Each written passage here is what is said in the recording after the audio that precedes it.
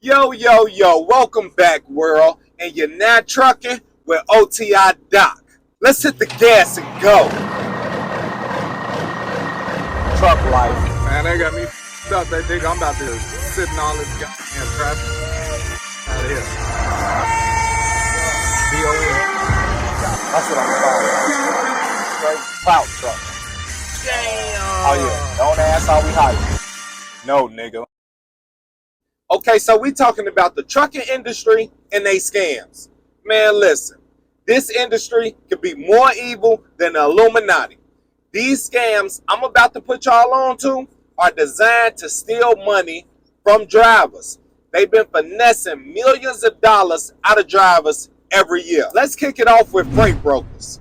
I think these are the biggest finessers in the game. The middleman always wins.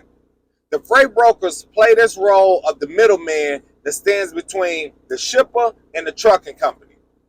So their job is to take as much money off of the freight rate so that load can still get ran for dirt cheap. The brokers pocket millions of dollars off the driver's expense because there's no laws to govern how they broker these loads. So basically, they just have a license or certification to steal money. The next popular scam is unpaid layovers, short for 10-hour resets. Now, years ago, trucking companies paid you if you had to reset for 10 hours over the road. Nowadays, trucking companies use this excuse about your resets are mandated by hours of service, which is monitored by the government, blah, blah, blah. Now, we get that if we run out of hours, we got to reset our clock for 10 hours. But we're talking about getting paid for resetting our clock for 10 hours away from home, on the company's truck, on the company's time. Don't do unpaid layovers. Learn how to get paid for your time when you're not driving. The next popular scam is lumpers. Now, lumpers will mostly be at your large grocery chain warehouses, places like Walmart. Now, if you think about the concept of having to pay the customer you're delivering to unload their own product, that don't even sound right. Places like this already have forklift drivers and merchandisers on payroll. So why are the trucking companies held responsible to pay lumpers for a job that they're already doing? So big corporations, they have a lot of pull and a lot of power, from their fundraisers to their financial donations, so they get away with it. But there's no way that you should be paying to unload their freight on their dock. The next popular scam is unpaid waiting time for drivers at the customers waiting to get loaded or unloaded. Since trucking companies and warehouses has gotten bigger over the years, the waiting time has gotten ridiculous due to warehouses not being organized enough or not being able to keep up with the truck demand. See, the scam in this is that the trucking companies actually get paid for the waiting time. It's called detention time. They just don't pay their drivers. That's the finessing. Now, if you pay about an hour, you good. But if you pay about a mile or the load, you're not good. So the average truck driver works 70 hours in a week.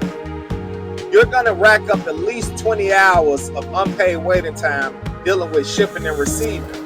So think about it. That's 20 hours in a week. The average worker works 40 hours in a week. So the average truck driver just gave away half of that time for the free 99, while the company just pocket all that extra money. I wish somebody would tell me this ain't a scam. Now, I say the best for last. This may be the most popular one. The owner-op lease program.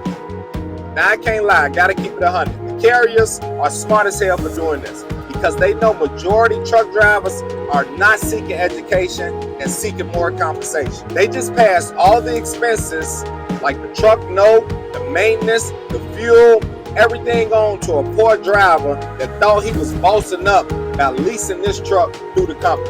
Whatever stipulations is in your lease, I could bet that you would have paid that truck 2 to 3 times over again by the end of your lease. Not to mention balloon payments at the end of your lease agreement. This is how millions of drivers went broke from all these expenses within the lease agreement. This is probably why one of the reasons is the driver shortage, because all of these drivers got raped in these lease programs. Now they just don't want to drive anymore, so they took a different route in life. Now there's plenty of more scams in this trucking industry that you need to be aware of. These are just the most popular ones that you'll run into. I'll give you a few more, but not to get too in depth with it. Sign-on bonuses, when really you'll just get with the company thinking you're about to get a lump sum, but you really get nothing, or they break it up into increments over the course of 10 damn years. Another scam, fuel bonuses, but you got to drive the truck at 35 miles per hour. Like, these scams, you wouldn't even believe is still going on legally till this day. This is why I did this video for drivers to be aware of these type of scams, to protect your trucking career and your bank accounts. So I hope you're trucking with everything y'all learned today. Make sure you hit that like button. Make sure you subscribe to my channel.